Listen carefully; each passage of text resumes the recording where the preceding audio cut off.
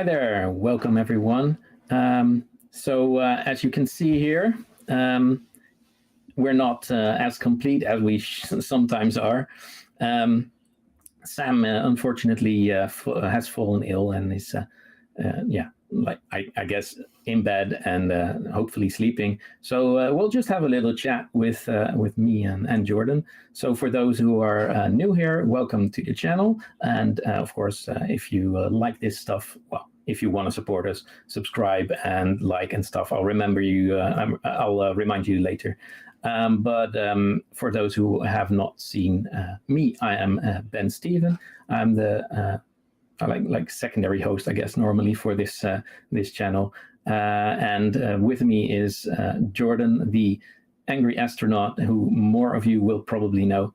So maybe you want to say like a few words? Well, yes, I'm thrilled to be here. I really want to see to the future, kind of, get back to where it was, a couple years ago. I mean, when I first started this channel over 2 years ago, I reached out to Sebastian asking him if he was willing to do a collaboration. And at the time he said, your channel's not ready yet. It's not professional enough and all that. And you're going to hurt yourself and us if we try to collaborate at this point.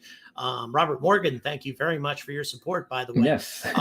So I waited and I worked and I built up to a few hundred subscribers. I reached out again. I did not expect Sebastian to say yes, and he did. And we did a multi-part episode essentially about Mars colonization by an interesting coincidence, because that's what we're talking about today. And all of a sudden my channel shot into the thousands as a result of that collaboration. So really, I was the little guy a couple of years ago, and now To the Future has obviously gone through this transition over to new hosts without Sebastian and Shishwan anymore. But that doesn't mean the content isn't there. The content is most definitely here, and I want to make sure that folks realize that, subscribe to the Future, and follow everything that they do as they ramp up to having content on a very regular basis, because the professionalism that I see on this channel is huge, way better than what I've got. Technically, this channel's light years ahead of me. So well, thank you for that. I have another actually nice little piece of news on that front.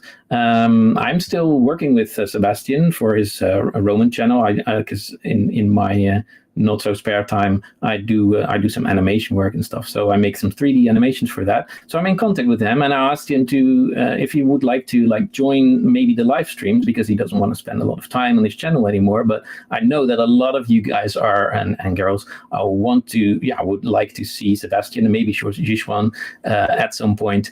And he actually agreed that it would be nice, and he will definitely try to come on. Today was just a bit too late, but he is also trying to get Shishwan to come along. Maybe she can do a little Hulk impression at some point. I'm pretty sure that I know I would like that, because I was a long time viewer of this channel before I joined the crew, so to say. So that's I hope that might come as a nice surprise to many of you as well. So the other thing now about Sam being ill is that we got to improvise a little bit, but well, seeing as we're here with the two of us, it should be a nice conversation that we can have actually just about, we thought it might be nice to talk about the actual colonization of Mars, because there's a lot that goes into that really ties in with disruption on Earth as well, and like all the tech that you need. And you see here on your screen already, like there's this website, the Mars Society. I mean, I'm sure that most of you know that, but especially if you're space oriented here. They have had two contests. There was a contest in January 2020, and it ended in 2020. And that was to make plans to settle, what do we need to be able to get a colony going on Mars, the first 1,000 people. So there was a prize, there were prizes, and yes, that is Angry Astronaut, indeed. So there were prizes, and those things that people wrote, they're supposed to be like real publications to like cover everything. There's been a second one. We're not going to talk about that one today, I think, because there's the second one that came after that. That was a year later, and that was about how to go from that 1,000 to 1 million and self-sustaining, and that's really a very different topic. So we thought it might be nice to talk about this and what they said would be not necessary to do that, and we can take the criteria then that they set out for that contest as a basis for that. Like, let's talk about this. They distributed points. I mean, it's the total is not surprisingly 100 points to technical design, economics, social cultural considerations, political organizational approaches, and aesthetics. So let's start with the last one. Actually, I'm interested to see what you think about that. They actually set 10 of the 100 points for aesthetics. What do you think about that, Jordan? Actually, I think it should be more. All right. Transitioning to Mars, to a place where you will never see a beach again, to where you will never see a tree growing, at least not in a natural environment ever again. You may see it in a biodome, but you're not going to see it anywhere. So many things that we take, you're never going to be able to walk out your door and take a breath of fresh air again for the rest of your life. Yep. I mean, think about the psychological impact that that's going to have on anybody. It's tremendous. Yeah, I think a lot of people, I mean, we're only talking about a fraction of 1% of the human population who'd be willing to do it, but still it's going to be extremely challenging. So a lot of the designs that we have seen in the past for Mars habitats have been very beautiful from an aesthetic standpoint. Many of these things are designed by architectural firms and such, and they are gorgeous. Some of, like the Mars Ice House is one of my favorite. It's it great. Actually has, it has a front yard that is self-contained within that ice enclosure, so that you can actually walk out and sort of have a pseudo outside experience. All of these things are going to be vital to people who are making a decision to live for the rest of their lives in a very harsh environment otherwise. Yeah. And so aesthetics, I think, are going to mean everything. And also to be fair, there's one thing though. This part is about the first colony, and it is like in most of those articles, they assume that those people will not be staying on Mars for the rest of their lives, but still you're going to stay there for years, and you're going to be in like harsh situations all the time, like life-threatening. And I think that is, I agree.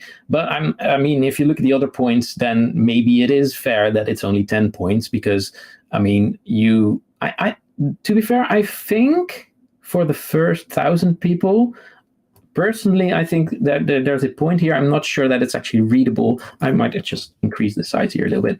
There we go. The political and organizational approaches. For 1,000 people, 10 points. Not sure it's needed that much, because the first 1,000 people will all be very much set on like they're gonna be in danger. They just want to make this work. Agreed. Right? Yeah. So Agreed. I would say that doesn't mean 10 points.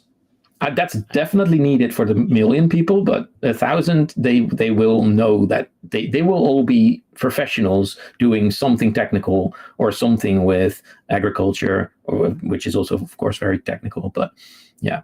And then the economic success, I was also surprised by 30 points there.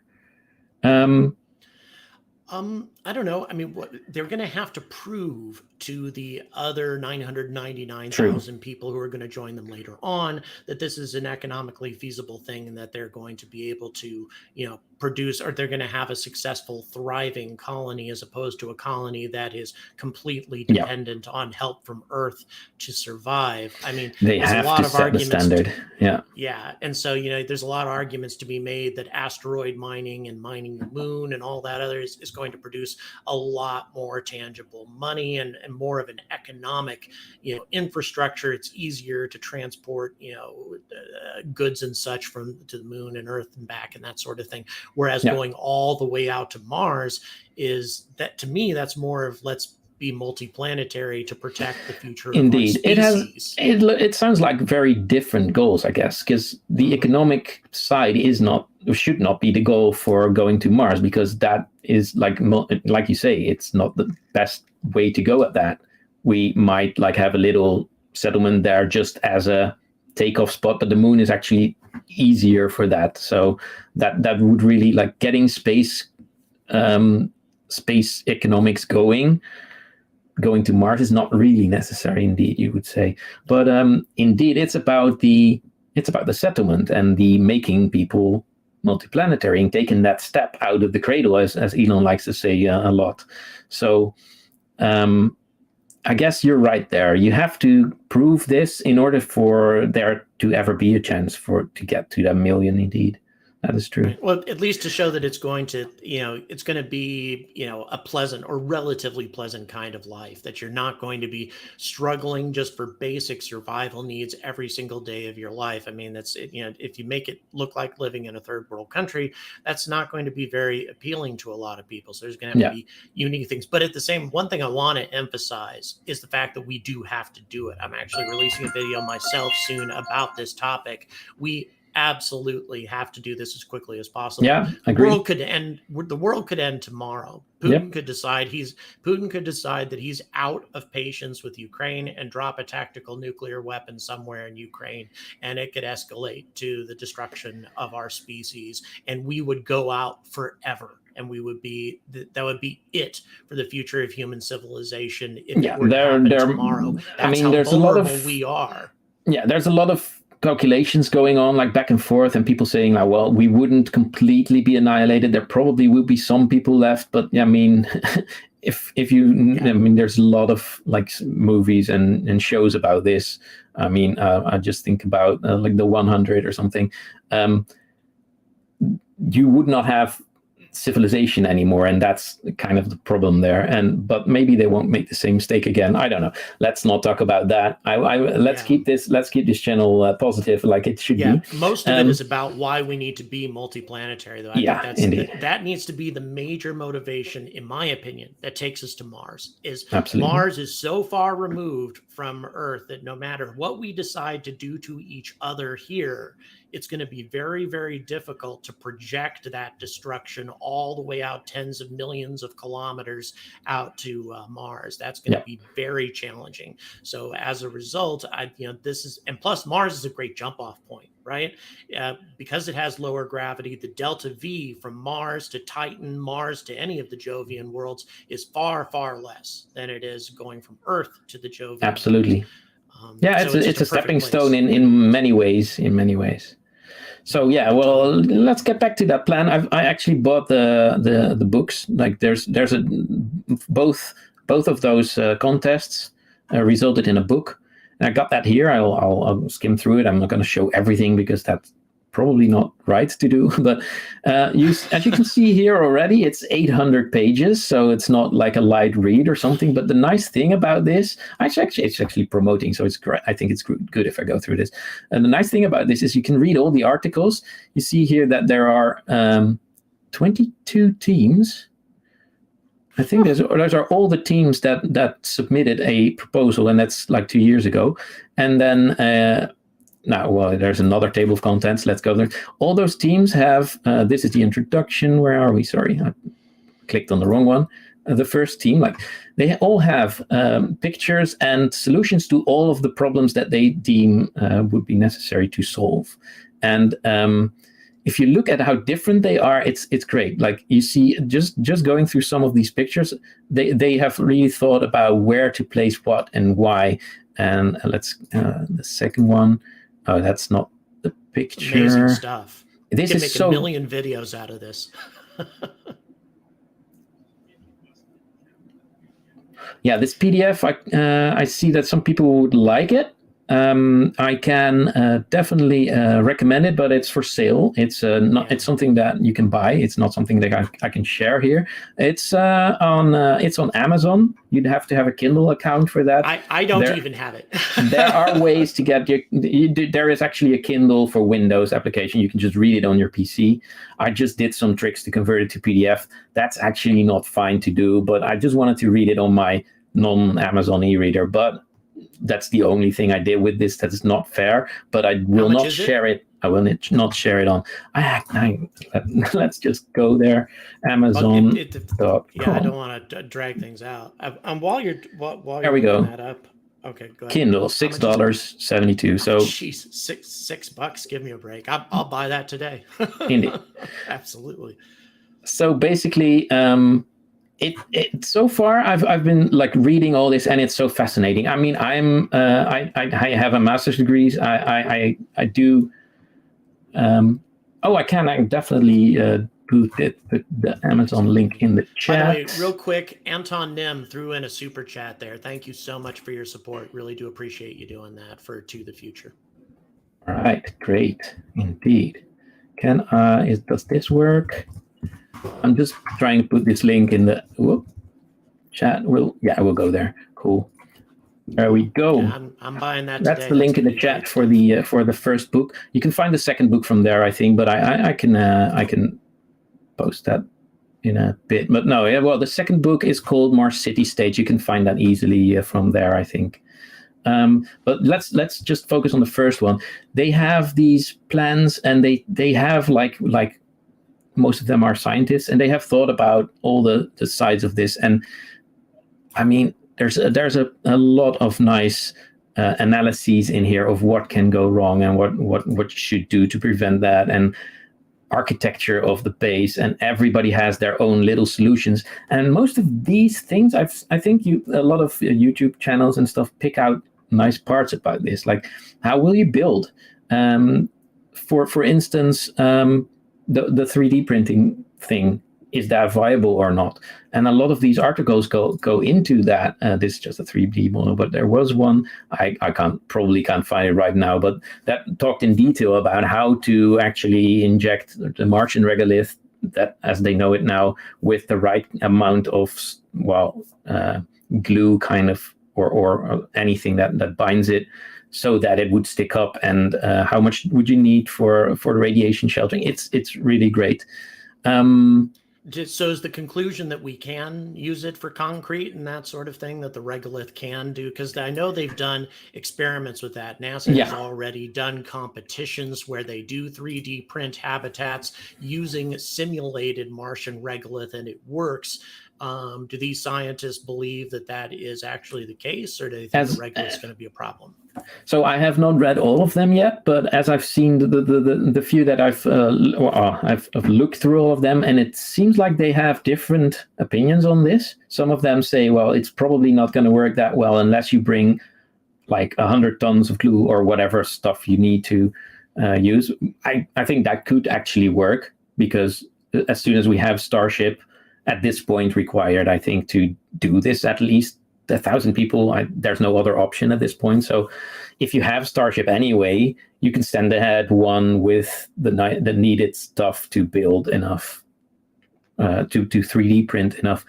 But the thing is, I think these technologies are progressing so fast that maybe in a year somebody will have a new way of building with those printing techniques. I mean, there's cool projects that build houses here that are actually looking to what they could do with Martian regolith for concrete. But right, Martia is probably the most famous of those examples. The Martia design is already used for terrestrial houses now. So I mean, if we can use something similar to Martian regolith here on Earth and it works, Something else that I found to be interesting, a little bit off topic, but still associated with this, we've been looking at Moxie, and I think Moxie is really cool. And I think it's really neat that we were able to accomplish what we did. But what is interesting is Moxie only provides about a 10-minute amount of air supply for an astronaut. On the other side of the equation, there are bacteria that consume the perchlorates in the Martian regolith and convert it into oxygen. And they did a proof of design. There was a particular team that did a proof of concept design on an emergency oxygen supply for an astronaut. All you'd have to do is load a few kilograms worth of Martian regolith into this device, into this bag or whatever, and the Martian or the bacteria would convert it into almost an hour's worth of emergency oxygen for the astronaut, which I think is really fascinating, is that there's actually emergency oxygen sitting there in the soil waiting for us to make use of it, or in the regolith waiting for us to it makes sense. My chemistry is a little bit off, but perchlorates do contain, perchlorates are chlorine and oxygen atoms forming molecules, so it must be really, those bacteria must be able to deal with the chlorine, which I'm to be fair, that's kind of a neat trick, but if they do, then indeed it makes sense. And that is also would in at the same time be a solution for the perchlorate problem, because that would be a problem, right, for the making it into soil. Exactly. Tillable. Making into something usable. What I also find compelling is the fact that Mars has more oxygen in the atmosphere than we thought it did. And these bacteria give off oxygen as a byproduct. What does that mean? Does that mean that there's actually bacteria on Mars that's creating oxygen at the moment, and that's why? It's all very compelling. Absolutely. Subax, Thank you. So much thank you for that. Wow. Great. And it's just a cup of coffee there. Nice. All right. Yes, thank you so much. Yeah, in the end, I think nothing is like impossible. Even like terraforming. Like, let's not talk about terraforming, because that could be disruptive, of course, but it's disruptive over decades instead of over like months or years. Though, to be fair, in the second book, I've seen some people actually talking about that, because in the long term you might want to think about that, especially those people who are thinking about longevity at the same time, like, I might live to be 150, so why not think about doing something more long term? But to be fair, I think that's going to take a little longer than another 100 years to get actual trees growing on Mars or something. You'd need to create a much thicker atmosphere, and that alone is going to be like the most insane thing that humans would have ever done. Well, insane on the good side of stuff. Let's not talk about the weapons again. That's the most insane thing people do. Things to our own environment. So maybe we could improve an environment as well. Who knows, maybe we could improve it with, again, I firmly believe that there is life there. I think that Dr. Levin gave very compelling evidence. It's actually something I'm going to put in another video I'm going to release. If somebody tested water for bacteria and it came up positive a dozen times, would you then drink that water? Well, of course you wouldn't. But that's precisely what we did on Mars in 1976. And now we're going to do a sample return mission and drink that water. I think we need to be careful about that. Yes, I do. All right. So this thing, they specifically said, how given a fresh start can life on Mars be made better than life on Earth? I liked that sentence when I read this for the first time. I thought, like, there you always hear whenever you see like Elon, I think even last week he did this again, like, let's go to Mars, let's make, I think the tweet was, let's make life multiplanetary, and you get these always a lot of people saying, well, let's focus on Earth first, and can't you spend your money on making this planet better first? Which is, of course, beside the point. That's not Elon's thing. So that's very easily put aside. But I like this sentence, like, can we make a fresh start there that might even be better than here? And if you think about it, I mean, why not? Maybe why not? Because it's very hard to do and it will be harsh, and thereby people will have conflicts there more easily. I don't know. That's the thing that I'm always a little bit confused. Like, would we have more conflict on Mars because it is harsh, or less conflict? What do you think? I think that people who decide to go there are going there because they're idealists. I mean, if you want to make a ton of money out in space, there are easier ways to do it than to go all the way to Mars. So I think that they're going to have a united approach to being successful there. And in terms of making life better, there are things that you can do on Mars that you can't do here. Think about it. 1/3 gravity. Think of the extreme sports that you can do in 1/3 gravity. And that's just entertainment. Basketball games. Oh yes, I'm a volleyball player myself. I've often imagined I might even make a VR game of simulating volleyball on Mars, just because I'm a game developer and I like those two things. I mean, I already got way too many hobby projects, but it's in the back of my mind a lot of times. But indeed, for entertainment, absolutely. But like the core of life, I'm people living together. I'm not sure that it will automatically be better. It might just really end up being the same problems that we have here, but then with a different context. I'm not sure. So can I zoom in a bit more? Of course, but it's already pretty big here. Oh, I can't. Yeah, I can. So here, this I can also, this link I can definitely put in the chat. There we go.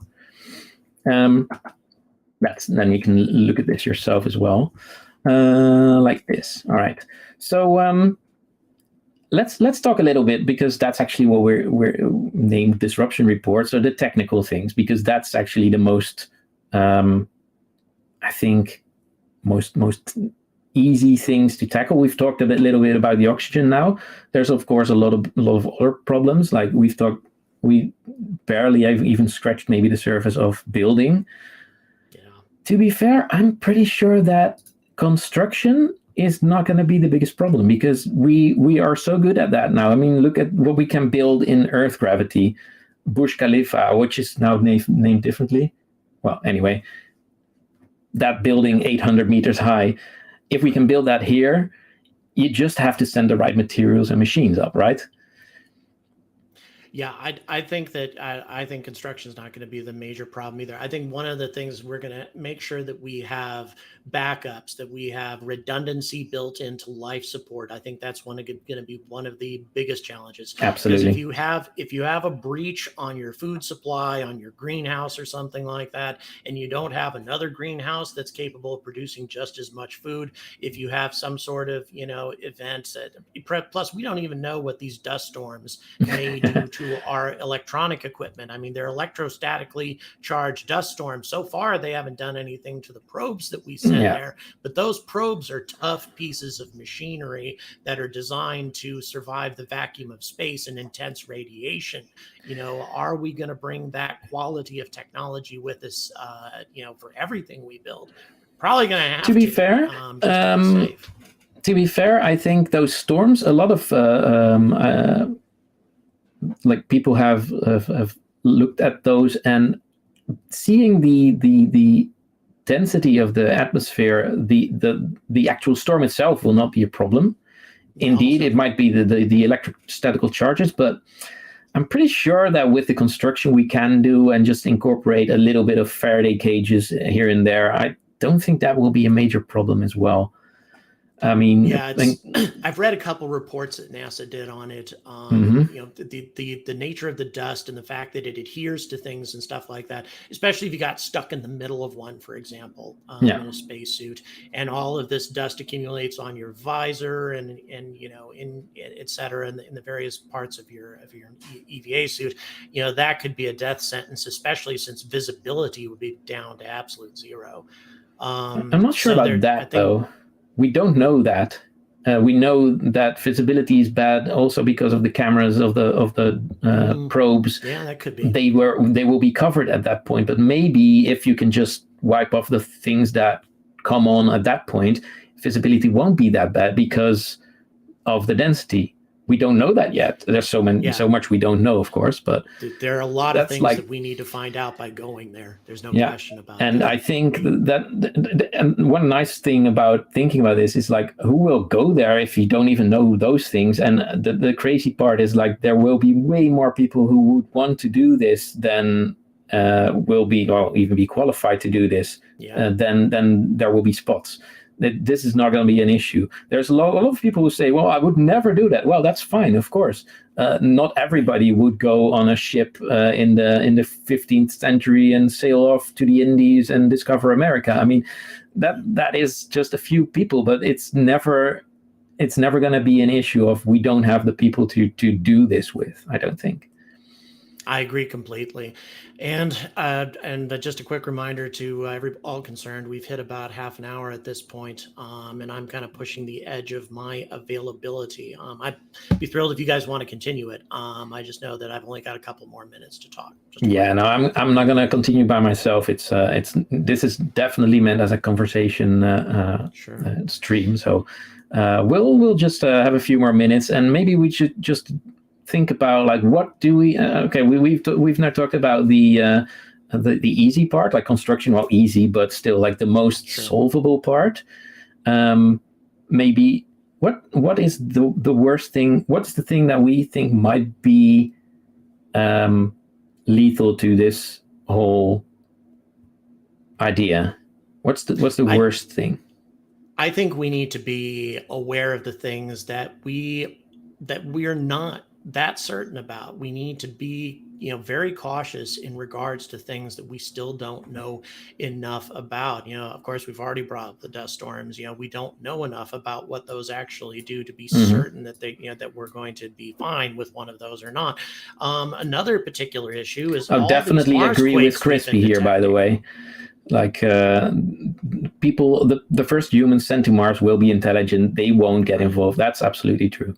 So sorry, continue. I just want to spend give some attention to the chat. So right, we won't go and kill each other. But I mean, so all these Mars quakes we've detected recently, and they continue to increase in intensity as time goes on a planet that a few decades ago we were absolutely certain was geologically dead and shouldn't have any quakes at all. And now all of a sudden there are. And if we, for example, establish a colony in Valles Marineris, which seems to have more advantages all the time, but one of the problems that exist, what happens if a particularly intense quake that we never thought could happen shakes debris loose on the canyon wall with only 1/3 gravity? That's going to go out to a tremendous distance. We've already seen examples of landslides on Mars. Wow.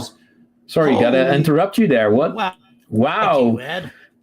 We're not worthy. It's great. How? Wow. Quit smoking 4-packs, go to the future. It's a good quote. We'll definitely use that. Great. Thank you very much for this support. It means a lot. It means a great deal. So I would say it's the things that we aren't aware of yet, dangers that we haven't recognized or that we don't respect. For example, the biological danger. We have no idea if the first people that if we don't have a full understanding if biology exists on Mars, if we don't understand its nature. Some people say, oh well, if it evolved on another planet, we won't be vulnerable to it. I don't agree with that. But there are others who say that on a planet where survival is so difficult, bacteria would evolve to hook on to any other living thing that it encountered, that it would ultimately evolve to survive. It would have to be able to do that. So it would have this universal, vulnerability, something that we're not prepared for. And boom, all of a sudden we end up with something like this. These are the sorts of things. Sure, it doesn't seem very likely. No, to me, it doesn't seem, but there have to be enough bacteria there to have to be a threat in the first place. And also, especially if it's on a small scale still, then people will be super careful about those things. Also because we don't want to kill anything that would be alive there and then find out that we just committed kind of genocide there. But also because, I think I'm not sure that's going to be the biggest issue. I think the big issue would, I think the hardest part would be getting self-sustaining. In like 100% self-sustaining is going to be so hard because of all the little things. I think, like, you have to be able to fix any problem that arises in any area with the resources you have available there without relying on Earth in order to be actually called self-sufficient. I'm pretty sure that we won't need to have a self-sufficient Mars in quite a while. But to be fair, you said it, like, there's a lot of different ways that it could end. But I agree with Elon Musk saying, like, it's not very likely that we're gonna need it really soon. But I also would like to just see it in my lifetime. It's, I guess, the same reason that Elon pushes it more than should be necessary. But there's also this thing that you could say about Earth being like on the brink of, like, maybe we couldn't get back from climate change. And people are saying, sometimes I see comments online that people say, like, but will Mars be easier then? Is the climate on Mars going to be that much easier than here? And I think actually yes, because as soon as you have climate change go too far and you get superstorms and those kind of things in our atmosphere, that's going to be devastating. That you don't want to live. I think I would rather live on Mars with spacesuits and like some kind of dust storm than here in the superstorms. Yeah, so I tend to agree with you. Yeah, I think that this planet may become a very unpleasant place to live in the next century. If things keep going the way they are, I think the possibility exists anyway, and something we should definitely keep in mind. Yeah. And I'm afraid, at least from my side, this is where I'm going to. That will be it. It's not the most positive note to end on, but to be fair, I think if you look at people in like current newer generations, younger people. Like most of them, the vast majority of them are so aware of this. And I think that we might just be on time for that. And I think that there's still a lot to salvage in this whole problematic situation of climate change. So I think there's definitely still a way out of like, staying on Earth and still being very viable. So I would say thank you again for joining. It's really nice to have this conversation. I enjoyed it a lot. I hope that everybody enjoyed that as well. I do have to say one more thing because I have to plug something that is also starting on the network of space channels and what's it called again? Anyway, there is a new crypto channel coming up, and sorry, I just got a thing in my ear and I did not really hear what I'm supposed to say here. Oh, a new crypto show on this channel. Sorry, that's what we're gonna do. Now I get it. All right, it was a last minute thing. I did not get the details yet, but I needed to plug that. So keep tuned. Also, if you are interested in crypto, we're going to talk about that more. We're going to have guests who know more about that than I do, than Jordan does or Sam does.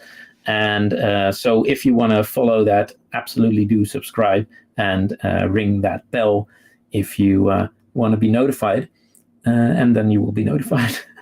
And if you didn't give this video a like, absolutely do that too. And do you want to say something thrilled to be here, and I encourage my people to keep coming back to the future, guys. Everybody who came over from my channel, keep coming back here. Absolutely. Thanks a lot for those people who came over, and I hope to see you again. Thank you.